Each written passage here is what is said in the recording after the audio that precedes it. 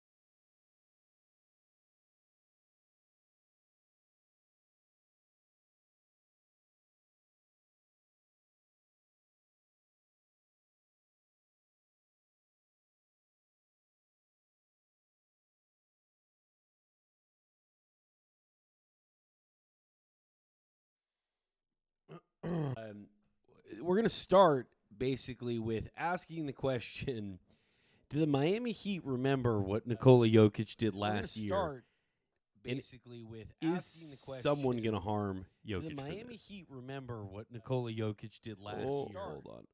Basic. Boom.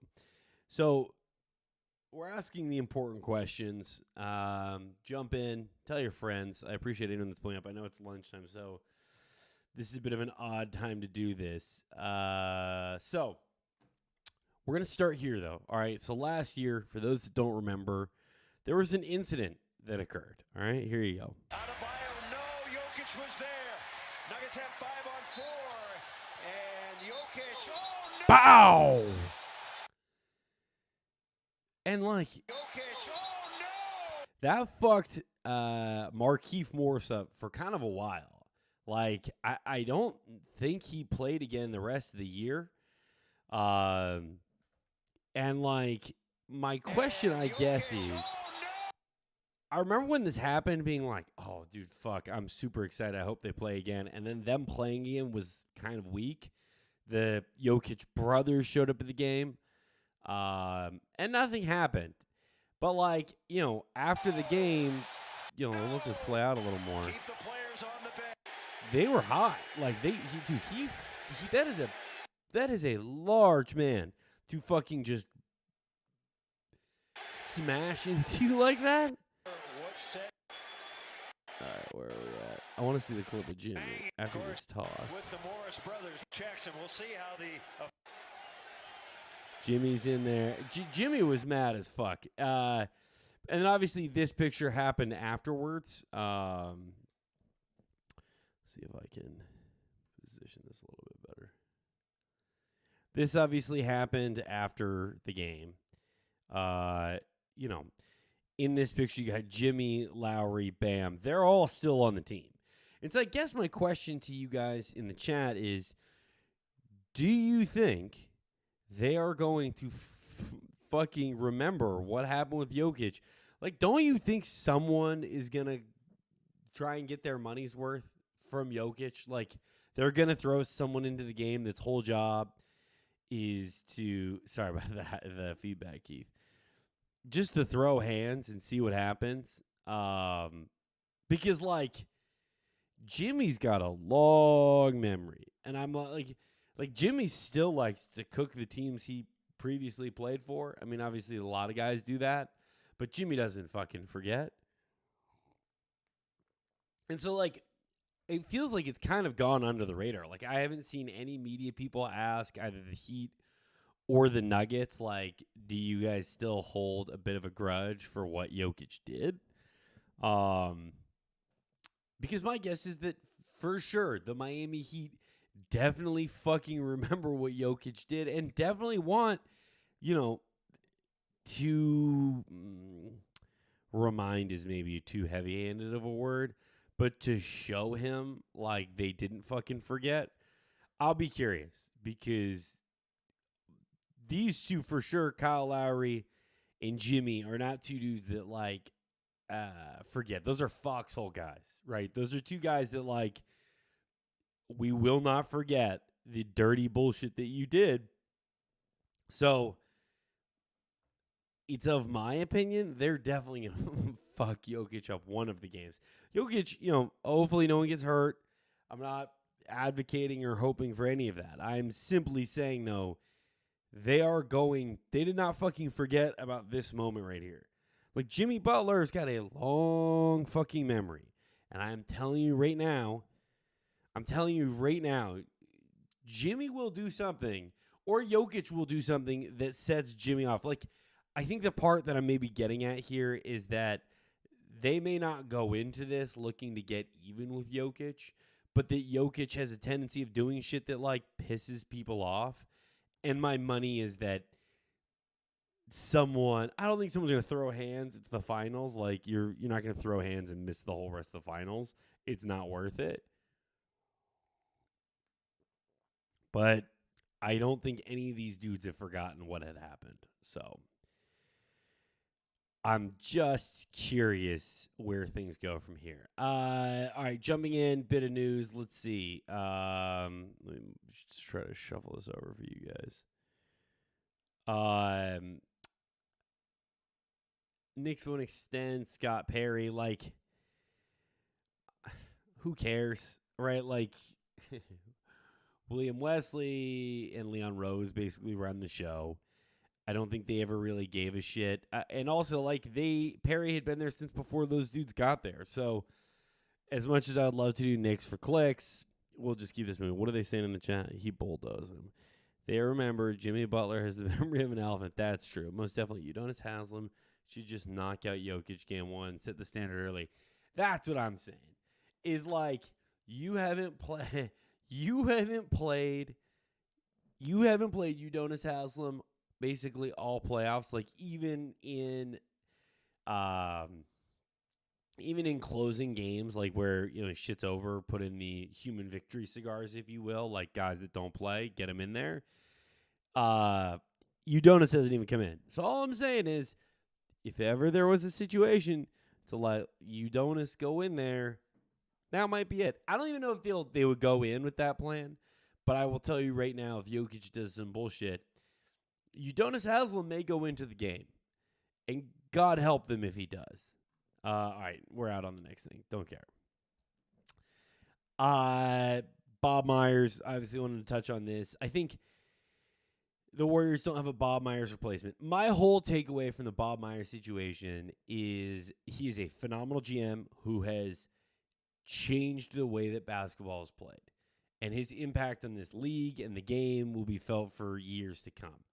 The only reason Bob Myers is leaving this gig is because he doesn't have the stomach to do what needs to be done with this Warriors roster. That's the truth. Like, I don't think that this is anything. He's young. Obviously, he's hit the high of highs. I don't think the Warriors need to go through a crazy rebuild, but this is a guy who has spent the better part of a decade with Draymond, Steph, Clay, Andre Iguodala, and now he's going to, whoever the GM is going to have to make some real decisions that are very fucking hard. You're not going to get rid of Steph. You're probably going to have to move on from Clay. You may move on from Draymond. And I just question whether Bob Myers had the stomach to do that. I'm not saying he's a bitch for it. I'm just saying I don't blame him for being like, you know what? I won my rings. I changed basketball forever. I'm okay leaving now. Let this be someone else's problem. And let this be someone's problem that has no emotional attachment to the situation at hand, right? Like,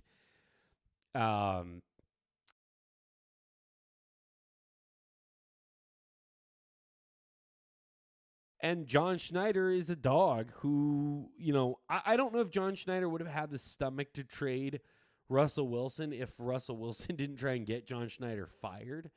And none of these dudes came for Bob Myers. And so I think for Bob, it's a little bit like, I love all these dudes. They've been nothing but good to me. I don't have the stomach to knife up this team like it needs to be done, because realistically, the Warriors probably need to get younger. They have their picks. You could package together some of the young draft picks, whatever. There's a lot of creativity that the Warriors have to get really fucking good really quick. And not that they weren't good this year, but to get title level like that. But you have to have the stomach to do it. And I don't think Bob Myers wants to rinse this team like you would have to, right? Like, the dude that does it is going to have to be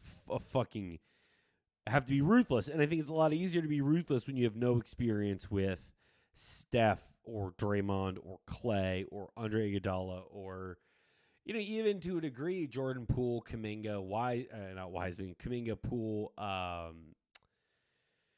Moses Moody. It's a lot to have to fucking look those guys and be like, yeah, we're moving on from you. It's time to rebuild. And I also think that there's a lot of guys that are like, you know what? I hit the top of tops. The league is caught up. I mean, that also happened to the Seahawks. They were drafting all these like long corners, and then the league, everyone was like, yeah, let's do that. And at the same time, the league also got a lot smarter about how to beat the Seahawks system. And all of a sudden you have to do a rebuild and kind of change. Like the Warriors found their cheat code years ago, right? They find their cheat code in Steph and Clay, and they revolutionized the league through shooting a shitload of threes. Well, now, like if you look at threes per game, 3-point efficiency and all of that, they're still up there, but like people have caught up. Like people now look, I mean, that was the whole idea behind this Hawks team originally, was they wanted to get Trey, and then what's the kid's name that's on the fucking Kings? The shooter, Herter.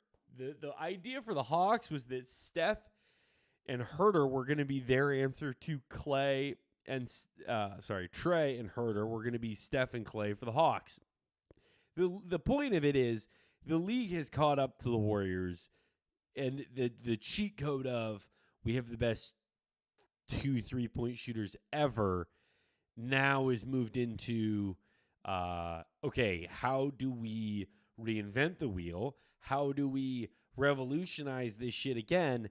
And I don't think you can. Like, I think that the NBA evolves and that the Warriors maybe were a catalyst to push the Warriors are a catalyst to push evolution of the NBA forward faster. But we were probably always heading here. We were never going to go back to the absolute rock fights that you saw the Celtics and Heat having that were very 90s basketball. We weren't going to go back to that. And thank God.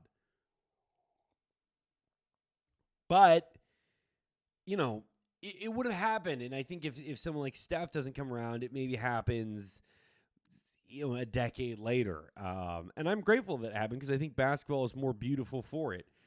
But the big statement in this is that, like, well, it is the rest of the league is caught up in evolution. And how do you continue to get better? And I don't know if Bob Myers has that answer. If he does, someone would pay him a lot of money. The fact that he's stepping away, the Warriors offered him.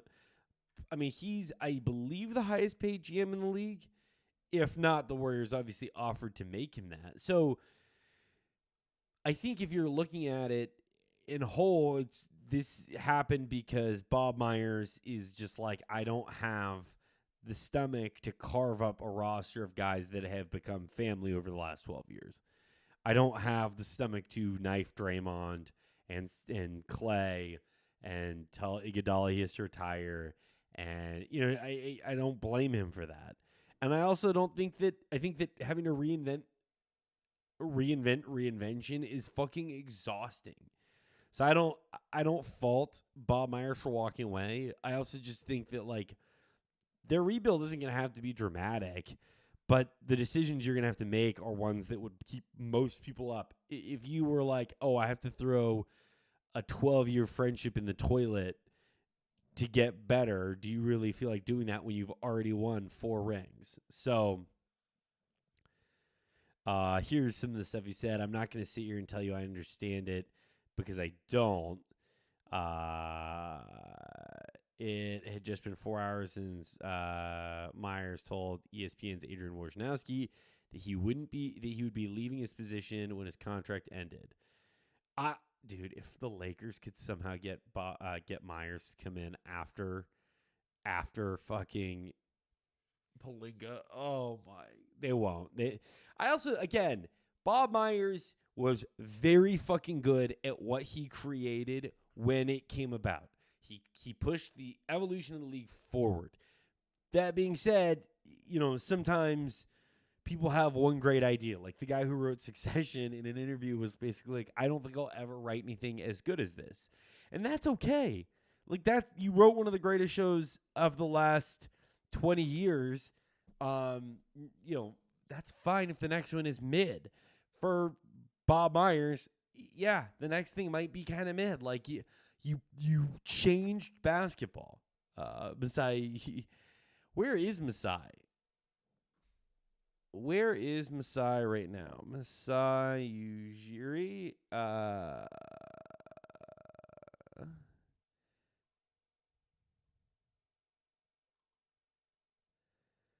Does he have a current gig? He is a free agent. I'll bet that's the first call the Warriors make. It would be certainly stupid if it wasn't, right? Like,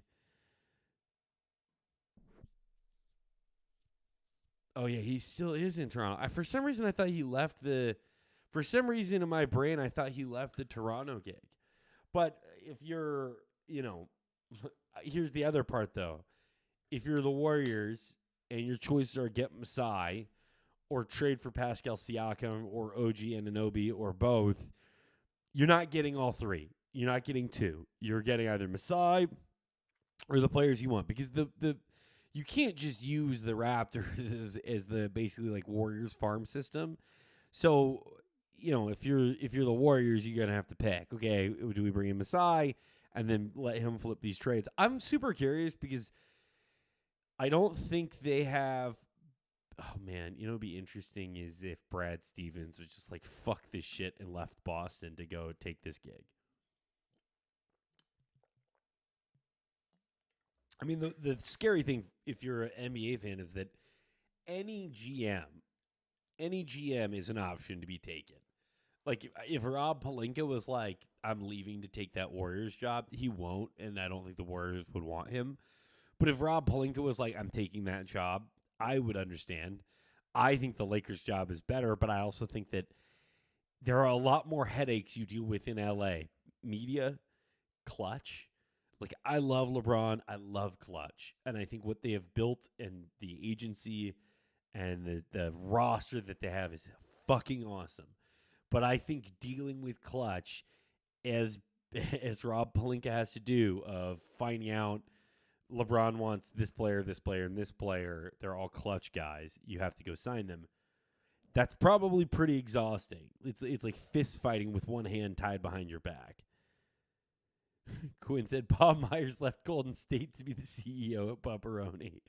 That'd be a smart man. That company's going places, folks. Let me tell you. Let me fucking tell you. Pepperoni, that's a place that's going places, all right? But the point is that any GM they fucking want, they're going to get. I don't think there is a single team in this league that's, it'd be interesting is if they went after, Oklahoma City's GM. What the fuck is his name? Dr. Pix-a-Lot. OKC. If they went after Presti, I think that would be interesting. The question is Presti a good GM, or is he just like a guy that has an absolute insane tolerance to just like vacuum down shit? I mean, the tank hasn't been nearly as bad in Oklahoma City as was it Sam Hinkie, the Sixers GM, as like what the Sixers process looked like. It's not been nearly as bad in Oklahoma City, but it's not been good. So I kind of question. Sometimes I question whether Sam Presti's a good GM, or does he like exist in a market that's so small that he can like get away with losing 1 million games and not get fired. He obviously built a very good Thunder team, but like he didn't draft Kevin Durant, I don't believe. Yeah, he for sure can draft. But I guess my question to Taz's and to the chat would be, Sam Presti can draft super well, for sure. But is that what the Warriors need right now? I think if you asked Steph, he'd be like, fuck no, I don't have time to deal with drafting.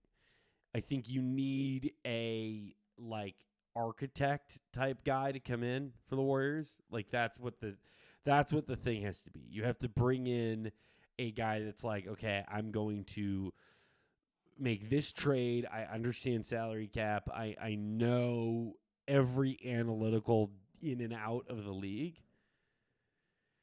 Okay, there you go. Taz is right. There you go. So, like, yes, exactly. He knows how to draft Sam Presti for sure. Doesn't always know what to do with the talent, and certainly I don't think always knows how to trade for talent. And it's not easy when you're in Oklahoma City. I shit on OKC a lot. I feel happy for their fan base. I was a Sonics fan, so when they went there, it pissed me off to no end. But I've made my peace with it. That being said, I think it's really easy to be Sam Presti and get a phone call saying, like, we want Paul George, we'll give you 9 draft picks, when, like, you were, a 7 or an 8 seed that year in the playoffs, or 6 seed, whatever the fuck the Thunder were, to basically be like, we're only going to middle. Like, we got to bottom out to get good. Being Sam Presti and being offered the picks is a lot easier than being, the Clippers GM that has to go in and figure out what the value for Paul George is, not overpay, or figure out the superstars that are out there that you could create a pseudo super team with to try and go chase a title. So I have no fucking idea what they're going to do. Let's see, maybe at the bottom of this, they'll have, Lacob wouldn't address any clear plans for Myers' successor, but Lacob is expected to seek more prominent roles for his son, Kirk, an executive vice president. Okay, this is the one thing. Like, I love nepotism. That shit is sick. But basketball nepotism, not always good. Genie Bus, great. Jim Bus, very bad at his job. So, when you're having your son be the next man up, sometimes you get a genie, or sometimes you get a Jim. And I think it's important for Warriors fans to sometimes kind of be like, dude, the Hawks did the same thing. Hawks owner, his son is like, in charge there, and he's a smart dude. He's maybe punching above his weight, or in 10 years, he'll be really, really good because he's learned how to manage rosters and do all this stuff. But part of learning, you make fucking mistakes. And I think this Warriors team is not like the Hawks where they could afford to make mistakes because, frankly, the Hawks roster wasn't going to win a title anyway. This Warriors team won one last year. So that's the answer to the question of why I can't do that to our players. Okay, here you go. This is exactly what Bob Meyer said. The bottom line is this job, the one I'm in, requires complete engagement and complete effort, 1,000%. If you can't do it, then you shouldn't do it. So that's the answer as to why I can't. Blah, blah, blah, blah, blah. Let's see. Mike Dunleavy Jr. It's like Succession right now. There. All these guys are going to be fucking gunning for this.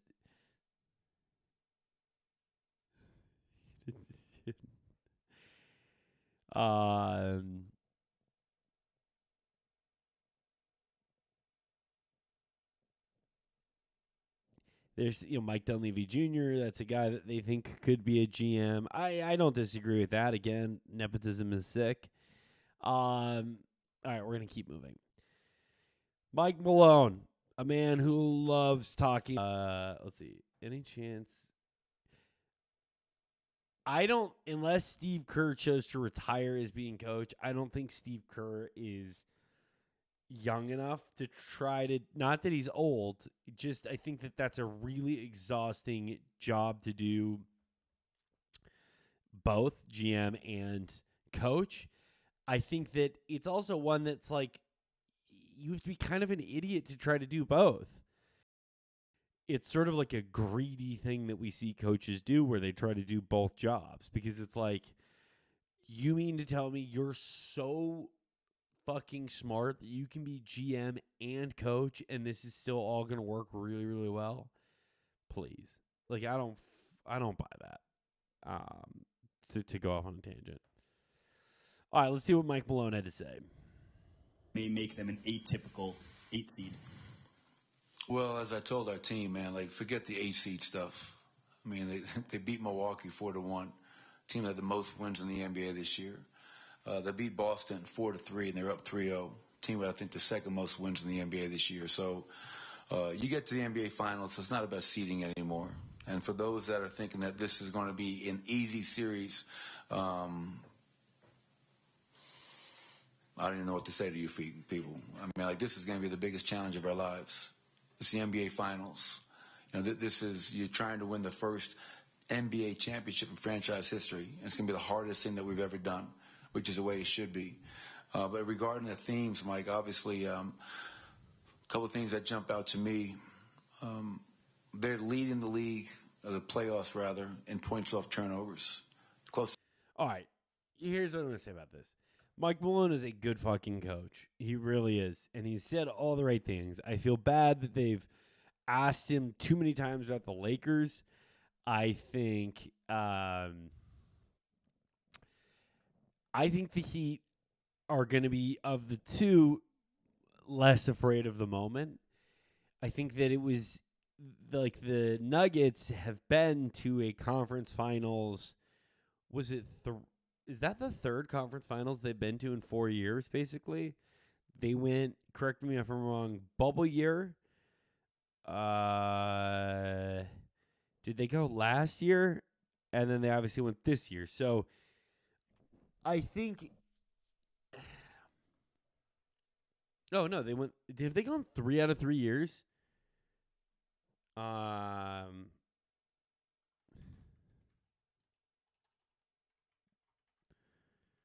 Let's just see. Sorry, guys. Oh, yeah, I'm a fucking dumbass. Okay. All right, yeah, last year they didn't go. Jesus, what am I fucking thinking of? All right, so they went the bubble year and then missed it 2 years, and then we're back. I think that helped them, having that experience. The thing for them is that the Heat have been to a fucking finals before. A lot of the dudes on this team. You've got 09-23. Okay, thank you. You've got guys in Kyle Lowry that's won a title. You've Jimmy Butler, who's been to a finals. Bam, who's been to a finals. Tyler Hero, who's been to a finals. And then, on the Nuggets, KCP's been to a finals, and I think that's it. So I do think there is some worry if you're the Nuggets that, like, the lights are going to be very bright, and this Nuggets team has looked fucking fearless. Whole playoff run, fearless. Is this where things change a little bit? Is this where, Kevin Love as well. Thank you. Is this where the Nuggets finally look like, oh, fuck, we're 4 games from being NBA champions? I don't think so. And for that reason, I think they're going to pistol whip the Heat. Like, I think that this is going to be an ugly finals. You could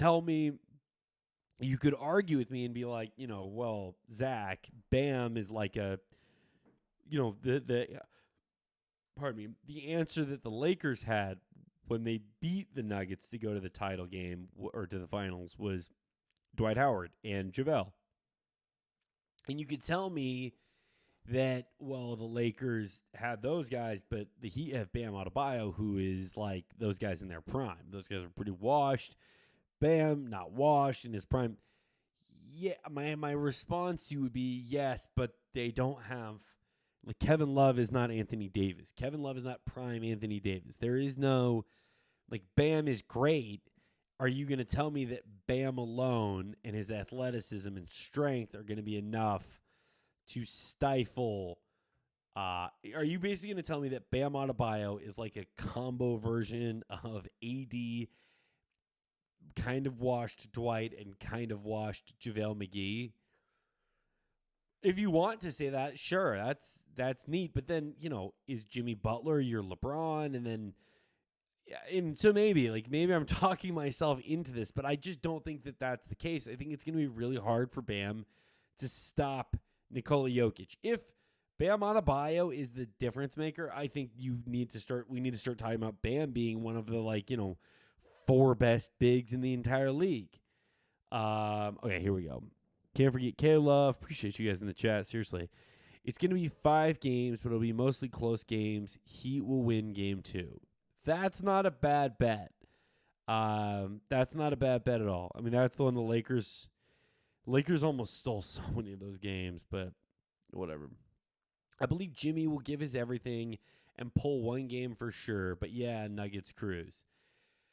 I think, it's one of those ones where, you kind of worry. Like I said this when everyone was like, oh, the Lakers figured it out. They're going to beat the Nuggets now, or they're going to start winning games. My worry was that, so much of the consensus was Lakers have figured it out. They're going to do shit to beat this. They're going to beat the Nuggets now. That it was public money. You know what they say with public money, where it's like the public money always bets the Packers, even if the Packers are not going to win a game, so the Lions get fucked up. When public consensus is so aligned on one side, you're kind of like, all right, well, this seems too obvious now. This cannot be right. So this Nuggets team, man, is so fucking good. And, like Josiah said the other night, he's like, you got to stop Aaron Gordon, KCP, Bruce Brown, Jokic, Jamal Murray, and then you also have to stop Michael Porter Jr. And, MPJ has been a fucking handful this playoffs. Yeah, he'll have bad games. Yeah, he's a weirdo anti-vax guy, but, you still have to figure out how to stop him. It's not like he's just, a complete joke. Nuggets are one of the best teams we've seen make the finals in the last 20 years. I agree. Okay, here, this will be a fun game. Okay, one sec.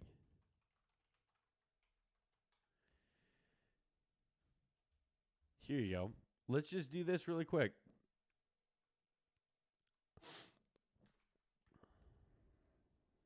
All right, chat. We're going to go through the past few title teams, and you tell me if you think this year's Nuggets team would beat them, okay? So I'm trying to remember how to, Nuggets team beats that Warriors team handily. Sorry,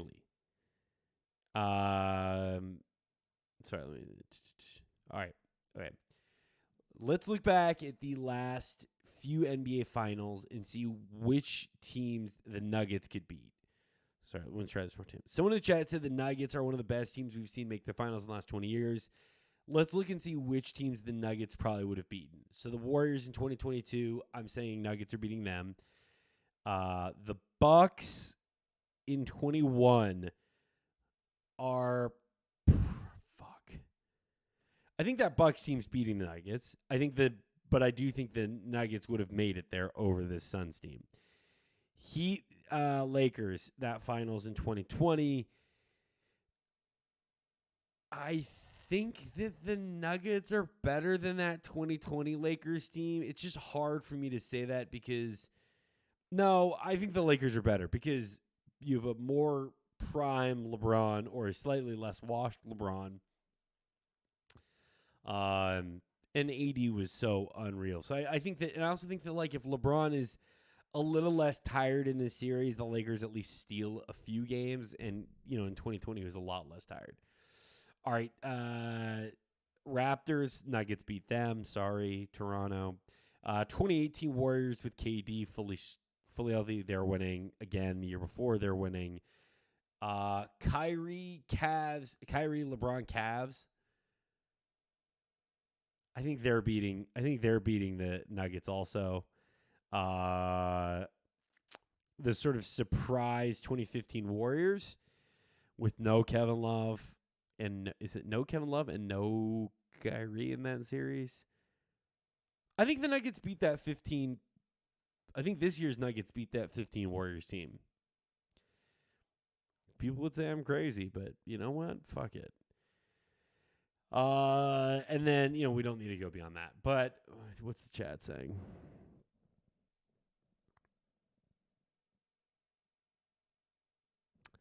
Okay, this is a good question. We talk a lot about the Nuggets offense, but never about their defense. I want to know what the game plan is if you're the Nuggets.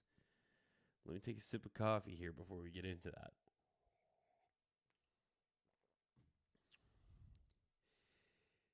Oof. It's interesting. Wow. What a great fucking question. I don't know how the Nuggets are going to defend Jimmy Butler. If Jimmy Butler is not as tired as I worry he's going to be, because Jimmy Butler has had to be in fucking, absolute pantheon level great NBA player mode since, that Chicago Bulls game. I don't know who guards him. I guess sorry. So if you're the Nuggets, I would put probably KCP on Jimmy Butler, and you just kind of accept that he's going to do some work. KCP is not a bad defender. I wouldn't say he's like an elite defender. And in that finals against the Lakers, KCP defended Jimmy a little bit, but LeBron drew the task, and also they had a better shot blocker down low than Jokic is. I think you're not worried about Kyle Lowry on Jamal Murray. I think you again aren't that worried about Tyler Hero on Michael Porter Jr., though I don't think Michael Porter Jr. is a phenomenal defender. And Bruce Brown's a fucking good defender. So if you needed to get a guard in to try to slow a Heat guard down, like if Gabe Vincent's cooking, you can do that. I think what version of Caleb Martin you get is going to be interesting because we see guys have great think about Lonnie Walker, right? He had a few good games for the Lakers and then kind of disappeared the next round. I think if you're the Heat, you're a little worried that could happen with Caleb Martin. And so I guess I say that to say if you're the Nuggets, you don't need to worry that much. Oh, what am I saying? They're going to put Aaron Gordon on fucking Jimmy. It's going to be Aaron Gordon and it's going to be KCP. And Aaron Gordon's a fucking good defender. I think guarding a guy like LeBron, he showed that. We've known that he can be a good defender. I think guarding LeBron is very fucking difficult for everyone. And I honestly think matchup-wise, Jimmy is a little bit easier of a cover for someone like Aaron Gordon just because of Aaron Gordon's build type and his foot speed. It's a little easier for him to stay in front of Jimmy Butler, and the strength is sort of matched versus LeBron is so fucking strong. And then as far as Bam Adebayo goes, I think that your goal, if you're the Nuggets, is just trying to like minimize post feeds. And then if he gets it, just having, cheating off a little bit. And I think, you don't want to cheat off Duncan Robinson and those guys too badly, but that would be my guess. What are we saying here? You need KCP to bet. That's what I'm saying. So the goal with KCP is MPJ on Jimmy, AG on Martin, Jokic on Bam. I don't disagree. Those early Warriors shooting lights out, though, so that's a tough pick. Plus, Gasol Jokic matchup would be nice for the Raptors that year. That's fair. This is a fair point. White noise, what's up? Is there white? Okay.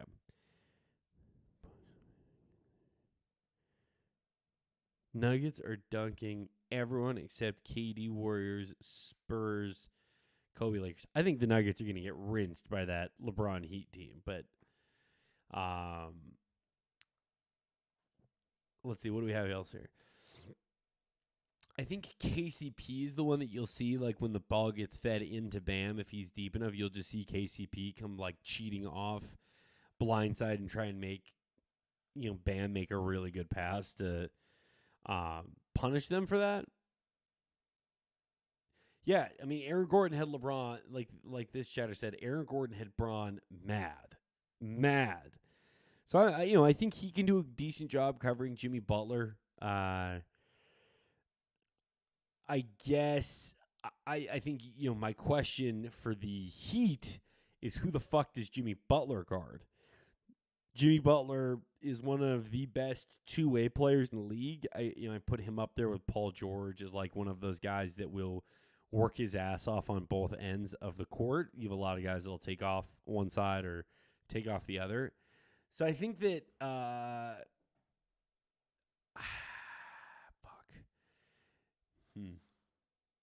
guess the thing that is very interesting to me is you probably should put Jimmy on Jamal Murray.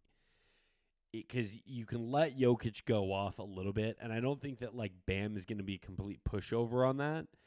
But if you can slow down Jamal Murray, who was a flamethrower against the Lakers, because the Lakers just don't have someone that's a good matchup to throw on him. I mean, you're either playing Dennis Schroeder, who's a little small.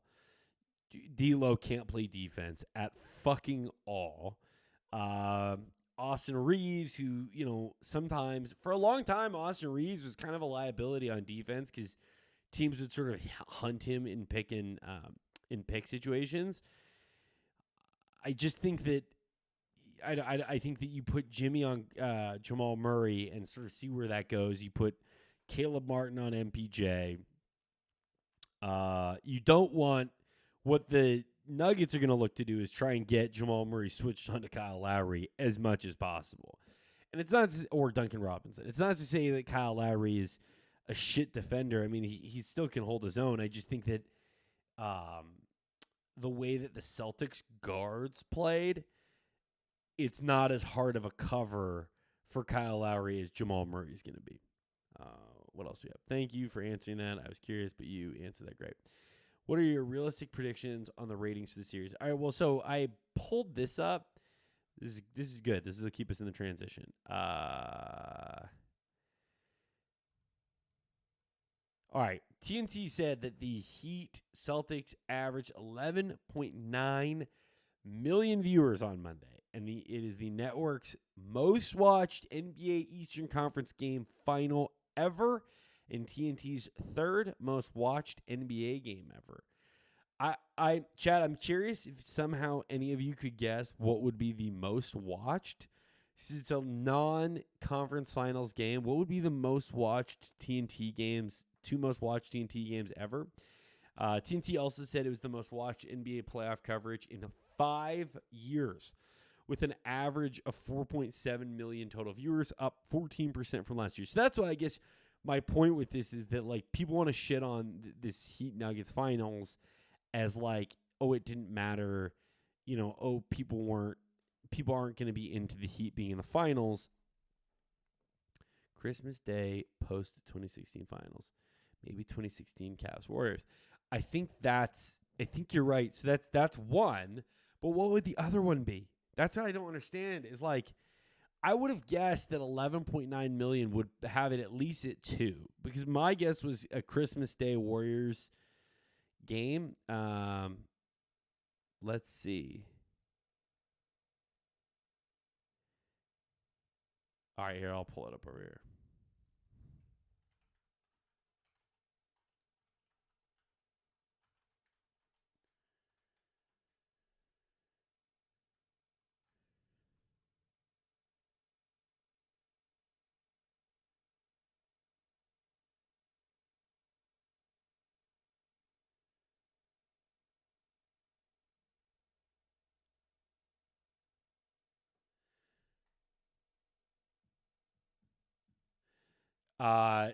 So Warriors Kings game 7 was the most watched opening round game in 24 years. Fuck. Let's see.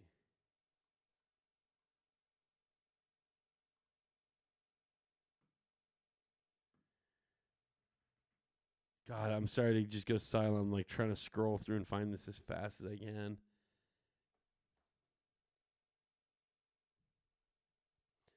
It's not listing it, which is frustrating. But it's got to be... Fuck, I wish I had some way I could, like, call and find this out.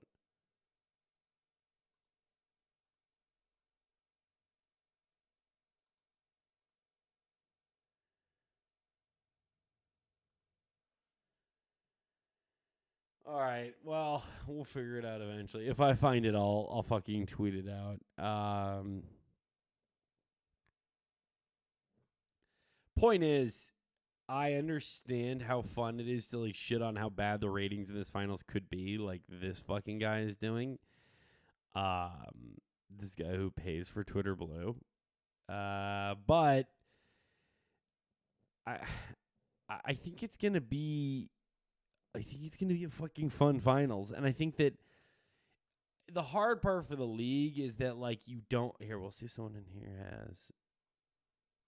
The hard part for the league is like you kind of like it when there's like pre-established villains or narratives to go into a game. I think people want to see what Jimmy Butler is going to do. I think the Nuggets are a fun watch at times. I think sometimes they're not fun to watch. But anyway, let's see what the chat says. Me personally, I would have Jimmy roaming to start the series and see where it goes from there because he's one of the best at roaming in the league. That's wild. It's got to be Cavs Warriors, blah, blah, blah. Probably Rockets Warriors conference finals game 7 and 18. And then, oh, there you go. Yeah, that would make sense. Although I feel like the Lakers-Warriors Game 6 thing it would say that in the text that like they've hit their 2 highest numbers in the conferences, like conference finals games. Intriguing though, like intriguing for sure. Okay. Spoelstra is now tied with Pop and Kerr. I thought this was like, good for Spo. I think one of the interesting things in the series is like, is Spo going to eat Mike Malone alive? I don't think so because I think Michael Malone is a good coach. I just think the fun thing with this playoffs has been watching Spo absolutely cook lesser coaches. Spo got, what's his name in Milwaukee fired? He's probably going to get Joe Mazzulla fired. Let's see. Where is this?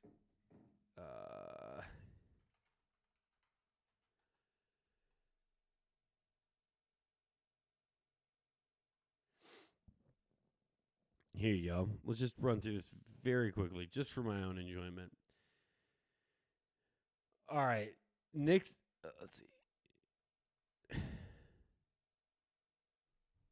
Knicks aren't going to fire their coach, but like, okay, Mike Budenholzer got fired. Knicks aren't going to fire Tibbs, but I think they should think about what he's doing to some of their guys, like their legs and shit like that. I mean, that man just cooks people's muscle fibers. And then Joe Mazzulla, like, distance that he needs to not look like an idiot. And unfortunately, Spo made him look like an idiot. He's got just a lot to learn as far as kind of his media savvy goes, I think, as well. He's trying so hard to be like the Bill Belichick, one-word answers. I think everyone thinks it's cringe when he's saying he watches The Town 4 times a week. Talking about how he met. Bro, did you see this story that he was saying? The cancer story. It's just like, what is like? Why? Stop talking, man. Joe Mazzulla describes meeting with young terminal cancer patients. They were helping me. I get it. It's very great that he does these things, but At Avis, no one we needs rent to cars. hear this. Like, no one needs to hear Joe Mazzulla, telling people this shit. Like, Joe, shh. Just shh. Okay, here we go. Probably real Hoopers will go watch it at their local B-dubs. People forget the bubble playoffs were some of the worst shit ever. Yeah. I think a lot of people were doing a lot of things other than watching basketball. Not me. I was enjoying my Los Angeles Lakers winning their 17th title. I think it's going to be one of the most watched. People want to say it's not marquee teams. I think for me, the part that I enjoy is that people try to say that, like, players' activism is ruining the league, and it's not that. I mean, the ratings go down because of cable cutting, but the reality is a shitload of people are going to watch this finals. And I think Loud Pack Johnny is correct.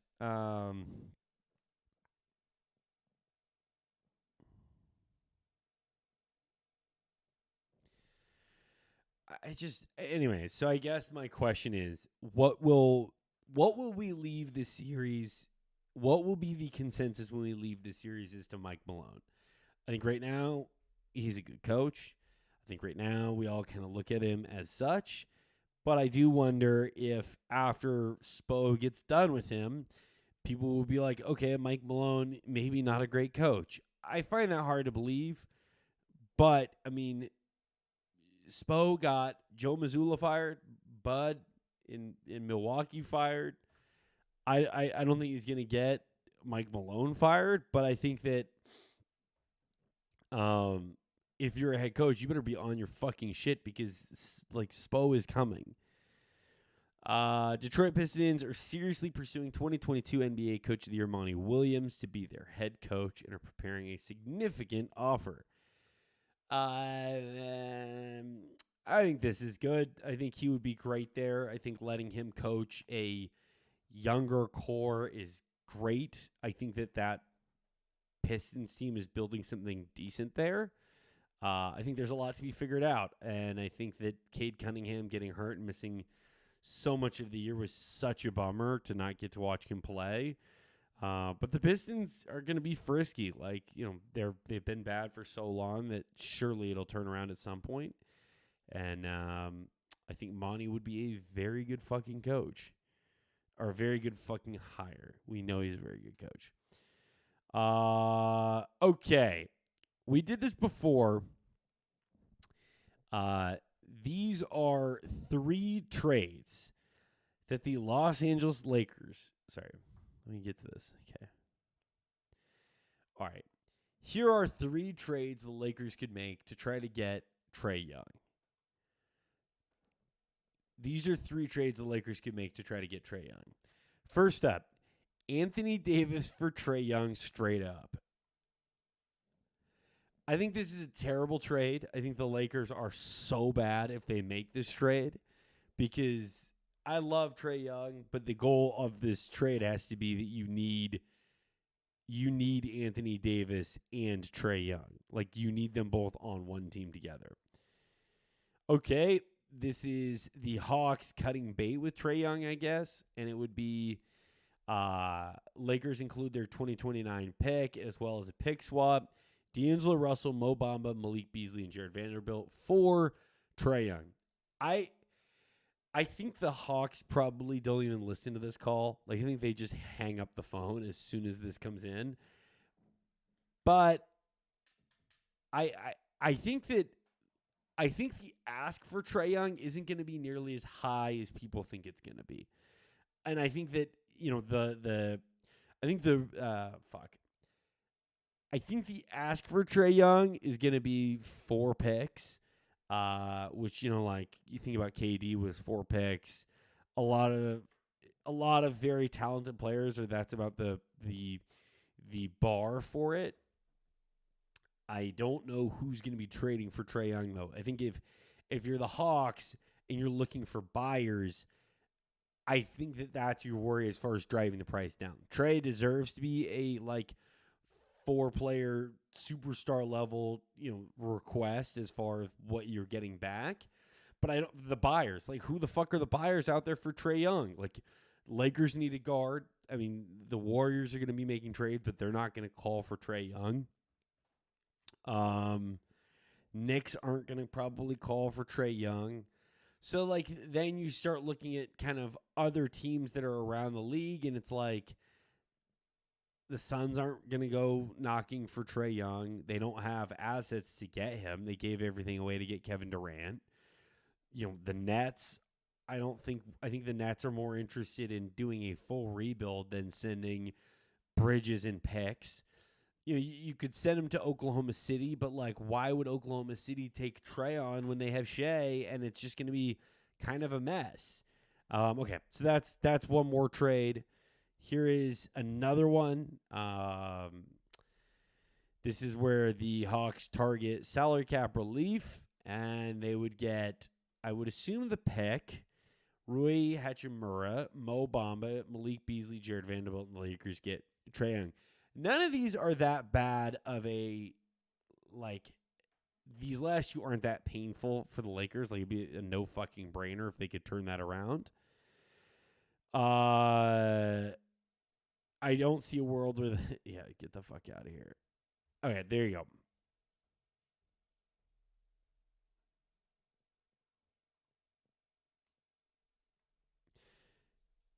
Interesting.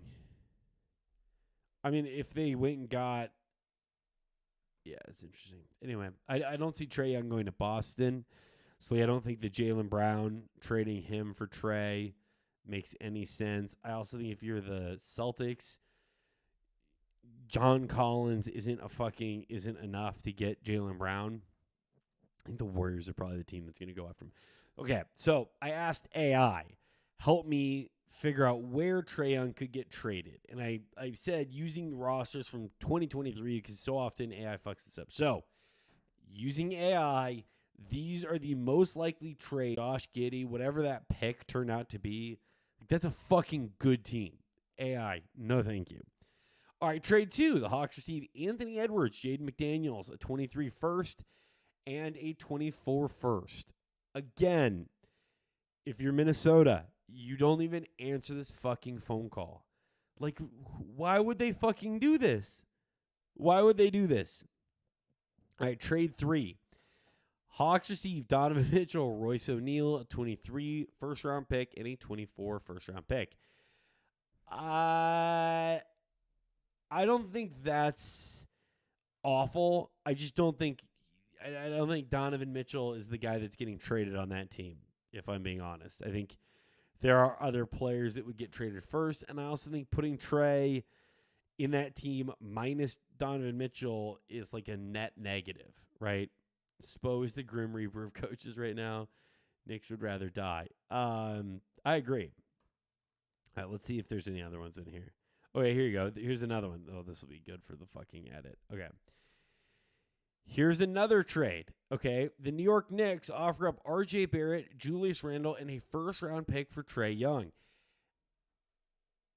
I don't think, the fucking Hawks would be such a garbage mess because John Collins and Julius Randle are just, I don't like the way that either of them play. And so I think that is just such an ugly roster. I also think like having one sort of undersized guard in Jalen Brunson on the Knicks, there's no world where the Knicks want to take Trey Young.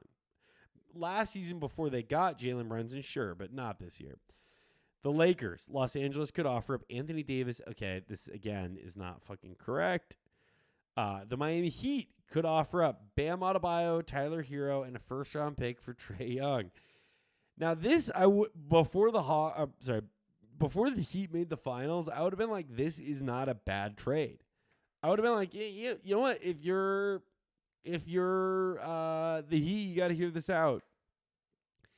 Now there's no fucking world that would happen. The Suns, Phoenix Suns offer up DeAndre Ayton. Okay, Mikal Bridges, so this is not accurate. And finally, okay, again, not accurate because James Wiseman is not on that roster. I think the teams that already have good guards aren't looking at Trey Young like, dude, let's get smaller at guard and play 2 sub-6 foot guards in this modern NBA. I don't really see that happening. Okay. All right, we've been on for a minute now, hour 5. Fuck, I keep wanting to do this part of the stream very badly. Okay, I'm going to save this, and I'm going to go live on Friday. So come back Friday. We'll do this, because basically what I'm going to do is present a theory that Adidas, these certain Derrick Rose Adidas shoes destroyed people's knees. And I'm going to explain why. I need to do a little more research for it to tidy it up. But tune in Friday because we're only going to do fun stuff. And it's going to be, it'll be a great stream. So come back Friday. I think we'll do it at like 12:30 again. I'll tweet it out before. I'm sorry for letting everyone know sort of late. But come back then, we'll do the stream and kind of run through it, similar to how we've been doing these. So make sure to hit the sub button, alert for streams, and all that. But we'll be back. I appreciate everyone tapping in. And I will be back with Out of Pocket. I'll be back on Out of Pocket Thursday night with Joe and John. So enjoy that. And I'll see you guys Friday. I think maybe I'll do it Friday morning. I kind of want to do one of these in the morning just to see if that helps get people in. So I'll probably post ahead and let people know I'm going to go Friday morning. We'll say Friday morning at 9 a.m. If you're around, bookmark it. Know that I'm coming. Set an alarm. Do the thing. Hey, Siri, I'm going live. Zach's going live at 9 a.m. Remind me. And I'll see you then. I appreciate everyone tapping in. Have a good weekend. And honestly, this is the first finals. I have no care in the world who wins. May both teams just have fun. All right? Later.